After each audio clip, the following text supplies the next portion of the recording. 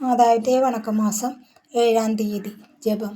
എത്രയും ഉന്നത സ്ഥാനത്തിനു സർവേശ്വരനാൽ തിരഞ്ഞെടുക്കപ്പെട്ട ഉപമയില്ലാത്ത പരിശുദ്ധ കന്യകേ, പരലോകത്തിലും ഭൂലോകത്തിലും സകല പുണ്യങ്ങളാലും ഏറ്റവും അലങ്കരിക്കപ്പെട്ടിരിക്കുന്ന രാജ്ഞി, എന്നിലുള്ള അഹങ്കാരത്തോടു കൂടെ നിന്റെ സന്നിധിയിൽ നിൽപ്പാൻ എത്രയും ലജ്ജിച്ച് നിന്നോട് എൻ്റെ സങ്കടങ്ങളെ ഉണർത്തിപ്പാൻ ഭയപ്പെട്ടു ഞടുങ്ങിയും ഇതാ ഞാൻ നിൽക്കുന്നു.